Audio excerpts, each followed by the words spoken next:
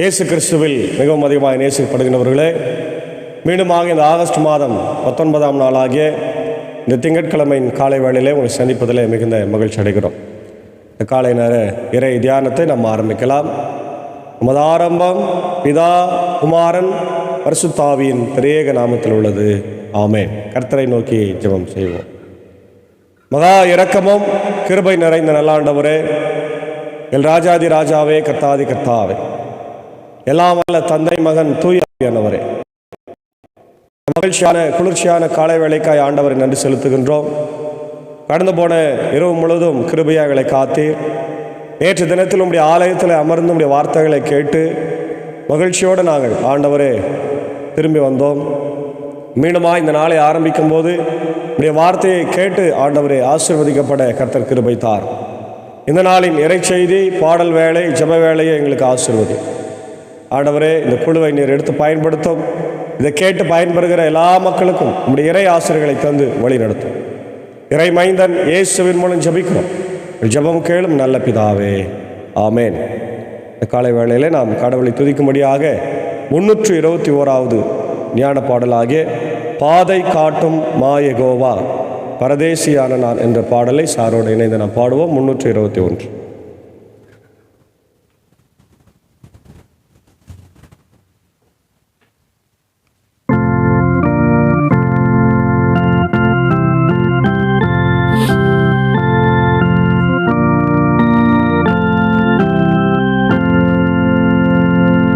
பாதை காட்டும் மாயகோவா பரதேசியான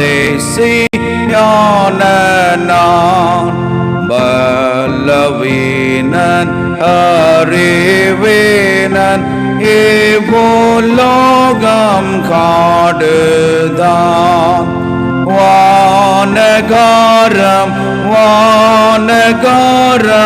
தந்து என்னை போஷியும், தந்து என்னை போஷியும். ஜீவ தண்ணீர் ஊறும் ஊற்றை நீர் திறந்து தாருமே. தீபமேக ஸ்தம்பம் காட்டும் ஆழியில் நடத்துமே. வாலமீட்பர் என்னை தாங்கும் இயேசுவே, என்னை தாங்கும் இயேசுவே.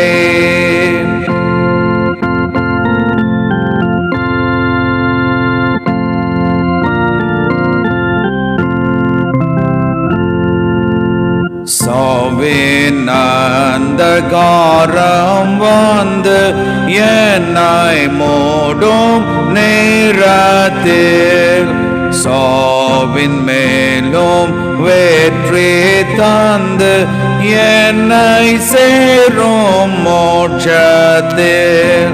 கீத வாழ்த்தல் உமக்கென்றும் பாடுவேன், உமக்கென்றும் பாடுவேன். ஆமென்.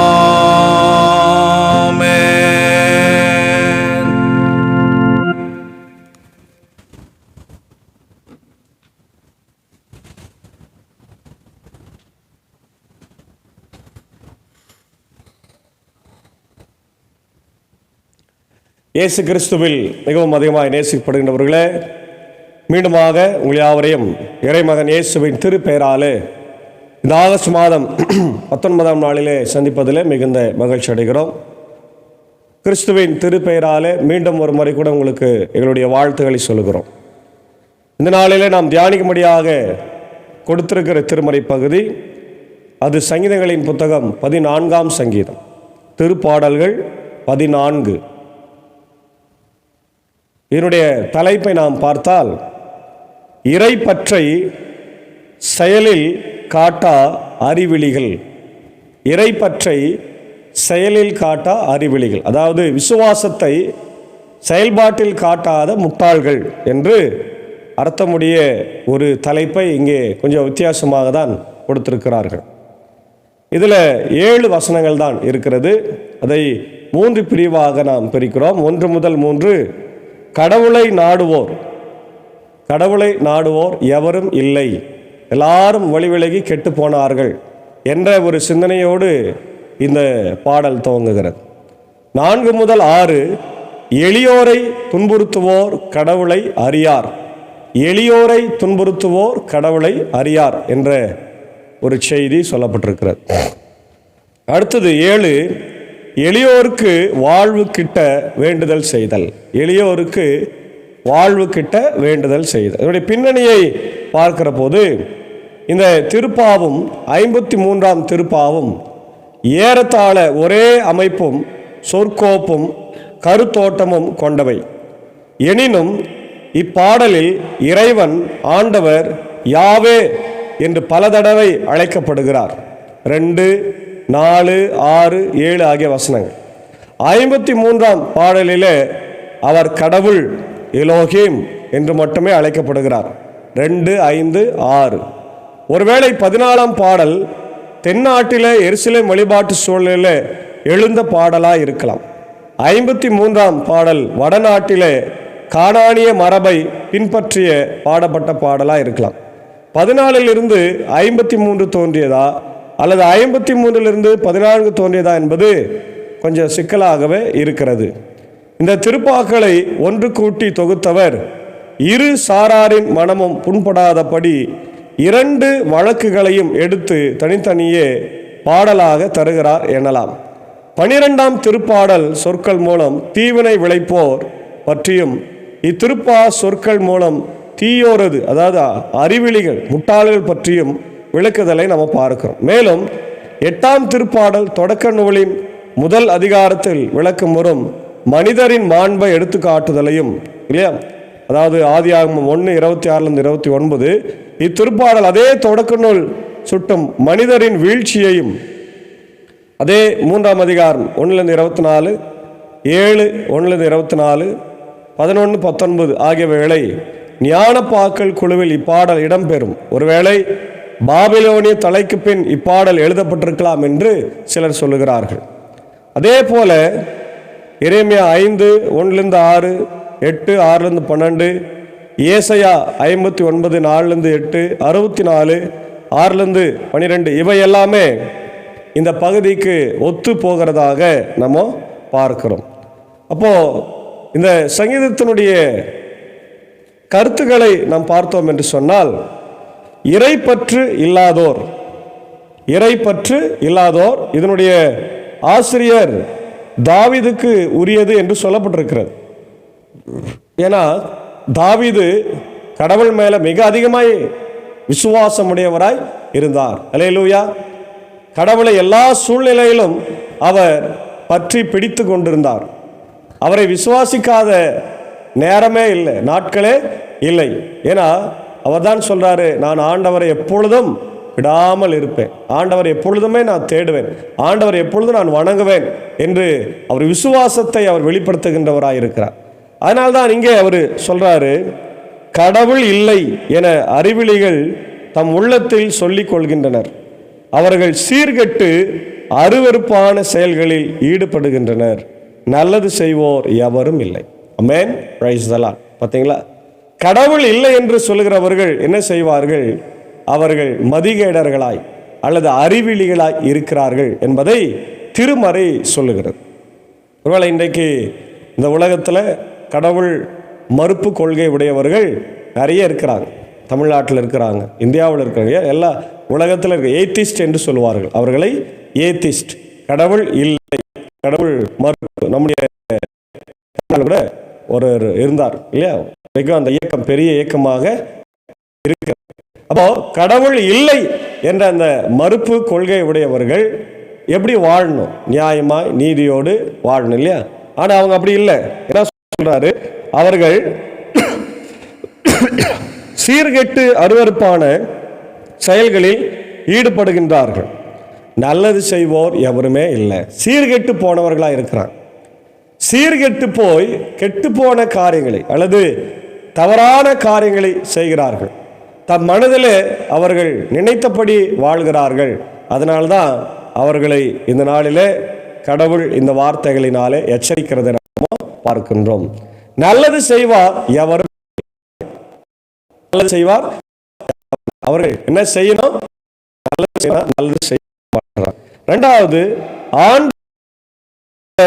மானிடரை உற்று நோக்குகின்றார்.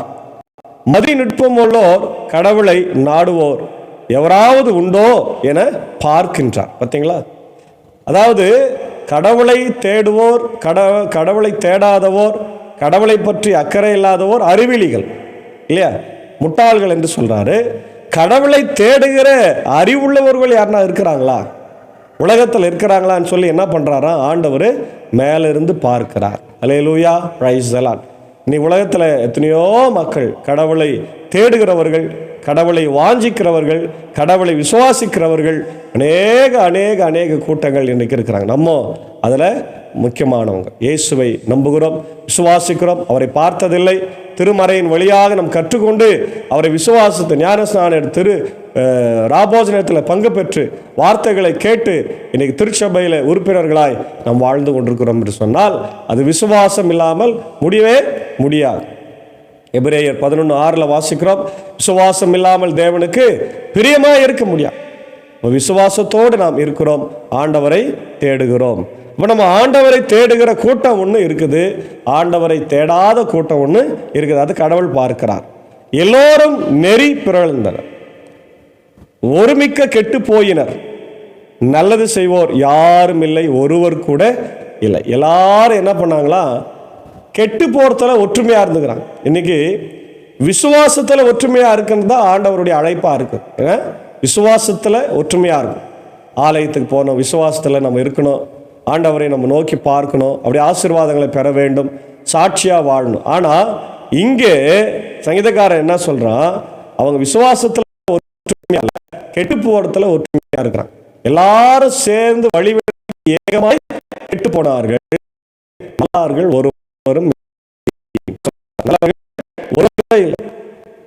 தீங்கு இழைக்கும் யாவரும் அறிவை இழந்து விட்டார்களோ, உணவை விளங்குவது போல என் மக்களை விழுங்க பார்க்கிறார்களே, அவர்கள் ஆண்டவரை நோக்கி மன்றாடுவதும் இல்லை. இல்லையா? பாருங்க, இவங்க அடுத்தது என்ன சொல்றாரு, ஏழை எளியோரை இவங்க என்ன செய்யறாங்க, மிதிக்கிறாங்க. இல்லை என்று சொல்லுகிறவர்கள் நல்லது செய்யறதில்ல, அதே நேரத்தில் ஏழை எளிய மக்களை வஞ்சிக்கிறவர்களாக இருக்கிறாங்க. ஆனால் இன்னைக்கு அப்படியே தலைகளாக தான் நடக்குது. கடவுள் இருக்கிறவர்கள் என்று, கடவுள் இருக்கிறார் என்று சொல்லுகிறவர்கள் கூட என்ன செய்யறாங்க, ஏழை எளிய மக்களை காலில் மிதிக்கிறார். அவர்களை மிதித்து அவர்களை சாதியை பார்ப்பது, மதத்தை பார்ப்பது, ஏழை எளிய மக்களை பார்த்து அவர்களை அடக்குவது, ஒடுக்குவது போன்ற காரியங்களில் ஈடுபடுகிறவர்கள் யாருன்னு பார்த்தீங்கன்னா மத ரீதியாக இருக்கிறவர்கள் தான். தங்களுடைய மதம் தான் பெருசு, தங்களுடைய ஜாதி தான் பெருசு என்று நினைத்து கொண்டு தங்களுடைய ஆன்மீகத்தை எல்லாம் தவறாக பயன்படுத்தி கொண்டிருக்கிற மக்கள் இன்றைக்கு தமிழ்நாட்டில், இந்தியாவிலும் இருக்கிறார்கள். அவர்கள் என்ன செய்கிறாங்களா, மக்களை விழுங்குகிறார்கள் என்று சொல்கிறார். கடவுளை நோக்கி அவங்க மன்றாடுவதில்லை. இல்லையா? அவர்கள் அஞ்சி நடுங்குவோர், ஏனெனில் கடவுள் நேர்மையாளரின் வழிமரபோடு இருக்கிறார். அல்லேலூயா. பார்த்தீங்களா? அவங்க அஞ்சி நடக்கிறபடி கடவுள் ஏழை எளிய மக்களோடு இருந்து அவங்களுக்கு உதவி செய்கிறார். அவர்கள் எளியோரின் திட்டத்தை அவர்கள் தோல்வியற செய்கிறார்கள். ஆனால் ஆண்டவர் எளியோருக்கு அடைக்கலமாக இருக்கிறார். கடவுள்தான் இந்த உலகத்தில் இல்லாத இயலாத ஏழை எளிய மக்களுக்கு அடைக்கலமாக இருக்கிறார். The God is the sole authority, is the pedagogue of the poor, pedagogue of the poor. He is within the people of poor, oppressed, downtrodden, alienated from the society. சமூகத்தில் சாதி, மதம், இனம், மொழி பேதத்தினால ஒதுக்கப்பட்ட மக்களோடு ஆண்டவர் இருக்கிறார். ஆமென். அதான் நீங்க சொல்றார். அவர் அடைக்கலமாக இருக்கிறார், எளியோருக்கு அடைக்கலமாக இருக்கிறார். சீயோனிலிருந்து இஸ்ரவேலருக்கு மீட்பு வருவதாக. ஆண்டவர் தம் மக்களுக்கு மீண்டும் வளமான வாழ்வை அருளும் போது யாக்கோபின் இனத்தார் களி கூறுவாராக. இஸ்ரவேல் மக்கள் மகிழ்வாராக. ரொம்ப அழகாக சொல்லாரு, சீயோனிலிருந்து இஸ்ரவேலருக்கு மீட்பு வரும், ஆண்டவர் தம் மக்களுக்கு மீண்டும் ஒரு வாழ்வை தரும். சீயோன் என்று சொன்னால் எருசலேம். எருசலேமில் தேவ ஆலயம் இருக்கிறதுனால அங்கிருந்து மீட்பு வரும் என்று சொல்லப்பட்டிருக்கு. அப்போ கடவுளுடைய மீட்பு நமக்கு கிடைக்கும் இல்லை. கடவுள் இல்லை என்று நாம் அறிவியல் பின்னணியில் அறியாதது போல நமது வாழ்க்கையை அமைத்துக் கொள்ளுகிறோம். அது ரொம்ப முக்கியமான ஒரு பாயிண்ட் இல்லையா? கடவுள் இருக்கிறார், விசுவாசிக்கிறோம், நம்புகிறோம். ஆனால் கடவுள் இல்லாததை போலவே நம்ம வாழ்றோம். அக்கிரமம் செய்யறோம், அநியாயம் செய்யறோம், ஆண்டவருக்கு விரோதமாய் வாழ்றோம். இதெல்லாம் இல்லையா? அவரது கட்டளைகளை மதிப்பீடுகளுக்கு ஒவ்வாத ஒரு வாழ்க்கையை வாழ்கிறோம். அக்கிரமம், அநீதி, தீமை, கொடுமை, நெறி வழுவிய நிலை நம் வாழ்விலே தலை விரித்து ஆடுகின்றன.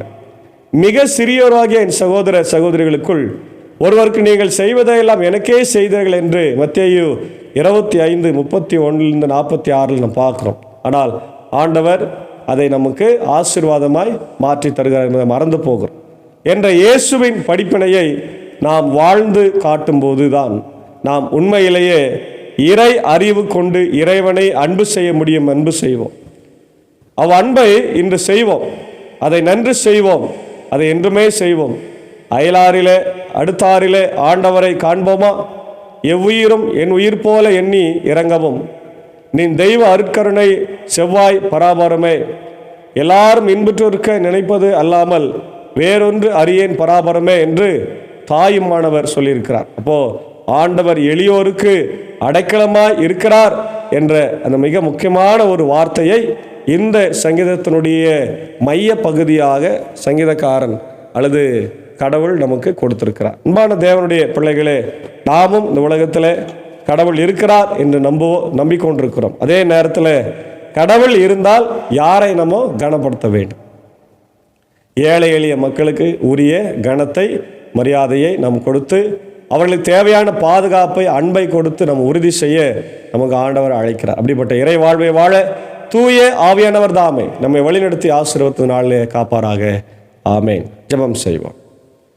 மகா இரக்கமும் கிருபை நிறைந்த நல்ல ஆண்டவரே, எங்கள் ராஜாதி ராஜாவே, கர்த்தாதி கர்த்தா, இந்த ஆசீர்வதிக்கப்பட்ட மனமகிழ்வான இறைவா காலை வேளைக்காக நன்றி செலுத்துகின்றோம். கடந்து போன இரவிலேயும் ஆண்டவரே பகல் வேளையிலும் எங்களோடு கூட இருந்து நாங்கள் ஆலயத்தில் வந்து உம்முடைய வசனத்தை கேட்க கர்த்தர் கொடுத்த கிருபைக்காக ஸ்தோத்திரம். இந்த நாளிலும் சங்கீதம் 14 ஆண்டவர் நாங்கள் படித்து தியானித்தோம்.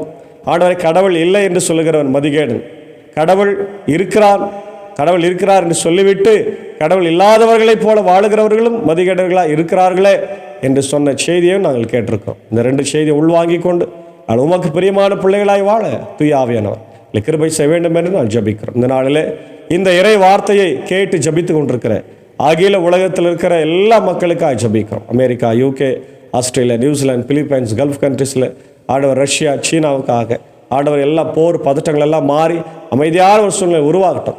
இயற்கை பேரிடர்கள் மாறட்டும். ஆண்டவரே, சிறுபான்மையின் மக்களாக ஏழை எளிய மக்கள் மேலே ஆண்டவர் எல்லா அரசாங்கமும் அன்பும் அக்கறையும் காட்டட்டும். உக்ரைன் ரஷ்யா போர், இஸ்ரேல் பாலஸ்தீன போர் எல்லாம் நிக்கட்டும் ராஜா. இதே போல் என்னுடைய இந்திய தேசத்திற்காக ஜபிக்கிறோம். ஆட்சி செய்கிற என்னுடைய ஜனாதிபதி, பிரதமர், என்னுடைய முதலமைச்சர்கள், கவர்னர்கள், என்னுடைய கலெக்டர்ஸ், ஆண்டவரே என்னுடைய மத்திய அமைச்சரவை, என்னுடைய ஆண்டவர் மாநில அமைச்சரவை எல்லாருக்காக ஜபிக்கிறோம். சமாதானமாய் வாழக்கூடிய சூழ்நிலைகளை உருவாக்கித்தார். என்னுடைய ஆண்டவர் இந்திய சுவிசேஷ லுத்தரன் திருச்சபை, 3 சபை சங்கங்கள், போதகர்கள், ஊழியங்கள், ஸ்தாபனங்கள், பள்ளிக்கூடங்கள், சிறப்பு பள்ளிக்கூடங்கள், பெதஸ்தா மருத்துவமனைக்காக ஜபிக்கிறோம். ஆண்டவரை சீக்கிரம் திறக்கும்படியான சூழ்நிலைகளை என் தேவன் உருவாக்கி தர வேண்டுமாய் நான் கெஞ்சுமன்றார். அந்த நாளிலே என்னுடைய ஊழியத்தில் இருக்கிற ஒரு அன்பர் சாருக்காக, ஏஞ்சி அக்காவுக்காக, அன்பான பிள்ளைகள், மார்த்தால் மறைகளுக்காக ஜபிக்கிறோம். இந்த மழை காலத்தில் அவர்களை நேர் காத்து வழிநடத்த ராஜா. இதே போல் இந்த ஊழியத்தில் எங்களோடு இசை வழி பயணத்தில் ஆண்டவர் பயணித்து கொண்டிருக்கிற என்னுடைய சாகோ சாருக்காக, என்னுடைய அருமையான டீச்சருக்காக ஆண்டவர் ஜபிக்கிறோம். ஆசீர்வாதம் வழிநடத்த தேவையை சந்திய ராஜா.